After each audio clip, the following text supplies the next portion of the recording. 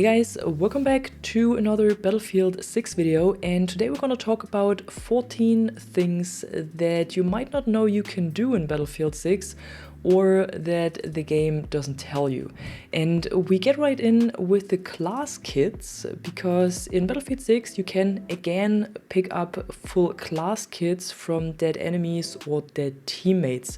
So when there's a weapon lying around or this weapon backpack combination, you do not only pick up the weapon like it was in 2042 for example, but instead you will pick up the full class, which means that this allows you to switch to this soldier's class while you are on the map with all of its abilities and gadgets. And this is especially useful if you quickly want to switch to support, for example, to revive your squad mates, or simply when you ran out of ammo, or maybe there's a tank around but you're playing as support or as assault. So you can look out for maybe a dead engineer and pick their class kit up, and then maybe you have a rocket launcher or at least a mine. Then the next point is the suppression effect, because even though Battlefield 6 does not have much of a visual suppression effect like you maybe know from Battlefield 3 or 4, it has a suppression effect that is noticeable, especially when you're wounded, because in Battlefield 6 suppression causes the automatic healing to stop for a few seconds.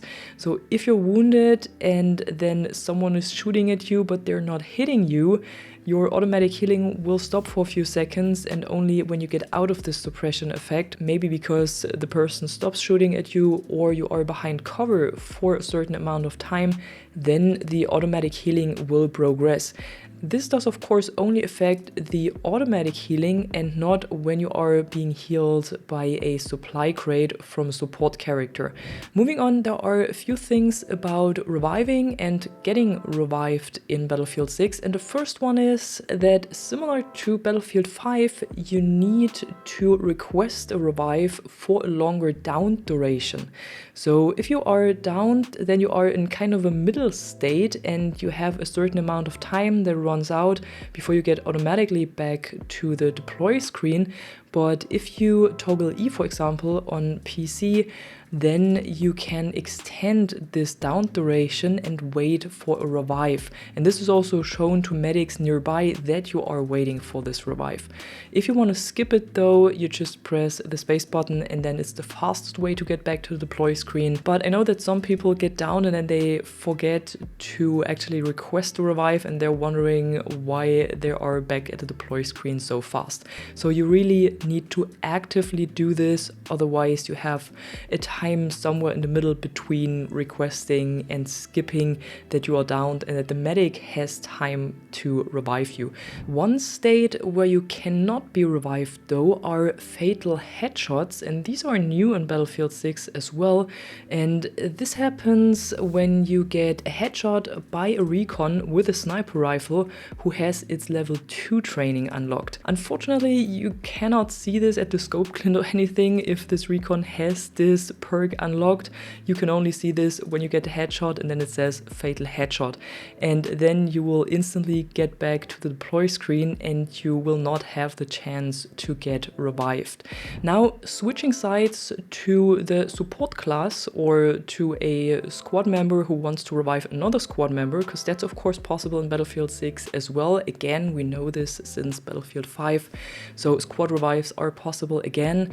But one thing you should know about the revive process in general is that, first of all, you can cancel a revive by pressing the same button again, so the interact button that allows you to start the revive. And then when you get into the revive again, your revive progress was being kept. So if you're almost done reviving your squad mate, when the enemy comes around the corner and then you have to cancel the revive, you will not start from the beginning again, but instead your progress is kept, and then you will only have these last few percent left that you had before. And I think this is a pretty good mechanic because it makes everything a little bit shorter.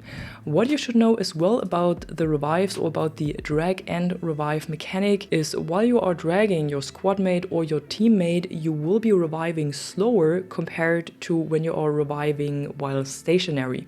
So if you want your squad mate to get up very fast, sometimes it can be worth going pro prone behind cover and revive them in place instead of dragging them to safety. And this works for the squad revive, and it's even faster for the supports revive. So be sure to think about this. You don't have to drag these guys around the whole time with you. Just drag them as much as you need to and then go stationary so you can revive them faster. And one more thing you should know when you're playing as support and you have the defibrillator. First of all, you can revive with the defibrillator as well, so you just get them out and then you can quickly zap players to revive them, and you don't need to do the long revive, and you also don't need to fully fill up the defibs. And what you can do as well is that when another player is dragging someone, you can revive them with the defibrillator while they are being dragged. And this is especially useful in breakthrough or at choke points where a lot of players die in one place, because this way some players can drag the dead bodies to safety and then the medics quickly zap them back to life. This is actually a pretty cool mechanic and something that is definitely worth checking out. One mechanic I'm actually pretty sure no one really knows about is that as a support player, when you have the defibrillator out, you run faster than with your primary weapon. So when you want to run fast for a revive, you should get the defib out as soon as possible, because you will be faster instead of running to the downed player with your primary out, and then when you are there, you get the defibrillator out. And this is actually not only the case for the defibrillator and for the support class, but this is also the case for sidearms and especially for the knife. So no matter which class you play, if you switch from your primary to your sidearm, you will run faster, and if you switch to the knife, you will run the fastest. So if you need to cross fast from cover to cover, or as a medic you need to run to a dead teammate faster, be sure to switch from your primary either to the defibrillator or to the pistol if you still want to be able to shoot someone, or if you want to be the fastest runner on the field, get your knife out and you are a lot faster than with your primary weapon.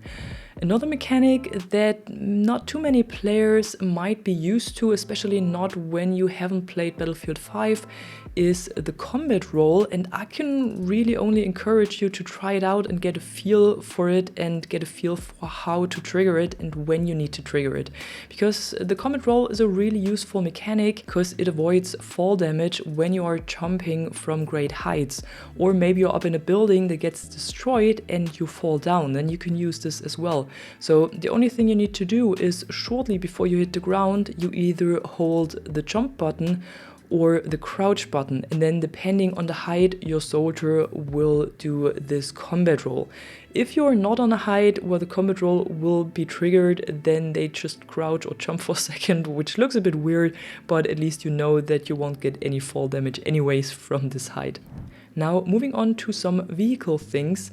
The first thing is a mechanic that I don't think too many know about because it's really hard to trigger actually, and that's that you can hang on the back of tanks, but unfortunately only if it's full. So if you want to get into a tank, you always have to press the interact button, and then depending on if there's space in the tank or not, you will either get into the tank, or if the tank is full, your soldier will hang at the back of the tank. But like I said, unfortunately there is no prompt for hanging on the back of the tank even if it's not full. I wish there would be. So this can only get triggered if the tank or if all of the seats inside of the tank are actually full. So you might not see this too much. And then something about the health and the repair of the vehicles. In Battlefield 6, vehicles have health bar sections. These are marked by these little triangles on top of the health bar, and this means that once you are below this point, you will not be able to get above this point anymore with the self-repair of the vehicle. So this is pretty limited in Battlefield 6 and makes tanks a lot more vulnerable, and it also means that you can only get fully repaired again by an engineer or by using a repair station. And these repair stations are scattered across the maps. I think you can see them on the minimap as well. And if your tank is on low health, you just drive close to them, then the station will open, which has a neat little animation. and then you have to wait for the box above the station to fill up, and then your tank should be fully repaired and the station closes again. But if you get shot during this repair time, the repair will be interrupted and the station closes, and once you are out of combat, you can drive to the station again and then the repair will start again. So you cannot camp next to a repair station and get repairs over and over while someone is shooting at you. This will not work, the repair will get interrupted and will stop. And now 3 more things at the end around the UI and also around the options, or 2 tips to the options. And the first thing about the UI is that you can finally zoom in and move around the deploy screen. So when you are in the deploy screen, you just use the mouse wheel or you use the triggers on controller to zoom it in and out.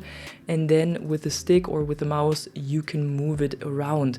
And I've been waiting for this in Battlefield forever, and now it's finally here. And I think this is really useful, especially if your squad mates are all in one place, or you have a squad mate and then next to it you have a deploy beacon and you just want to select one of them and you have a hard time selecting them. So you can just zoom in all the way and then precisely select the point or the player you want to deploy on.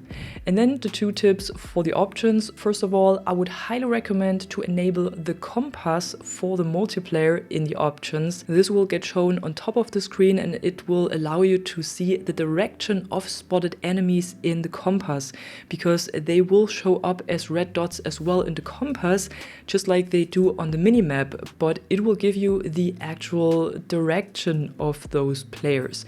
So if you use the compass and the minimap, you will have pretty good intel on enemies' positions. The compass can be enabled under graphics, interface and HUD, and then advanced HUD settings. And then the last tip for today is binding hold breath to aim down sights. If you follow my videos for a while and you've been playing Battlefield for a while, you know this trick already. I also explained it in yesterday's settings video. So what you need to do is you head over to the options and then either under mouse and keyboard or controller and then infantry control settings, or you change it under infantry keybinds or button mappings. You can bind the right mouse button or the left trigger or whatever button you use to aim down sights. You bind this to hold breath and to steady scope. And what this essentially does is that when you play with a sniper rifle, your soldier will hold breath and steady the scope in the moment you aim down sights, and you won't have to press or hold an additional button anymore. And this is a game changer for sniping and makes it a lot easier. And that was it for today. I hope this helps you to get into Battlefield 6 faster, especially if maybe this is your first Battlefield or you haven't played Battlefield in a long time. And if you have some more tips that you want to share with others, be sure to write them in the comments below. And if you enjoyed this video, don't forget to drop a like and subscribe, and I'm gonna see you in the next one. I'm the Catwoman and you are awesome.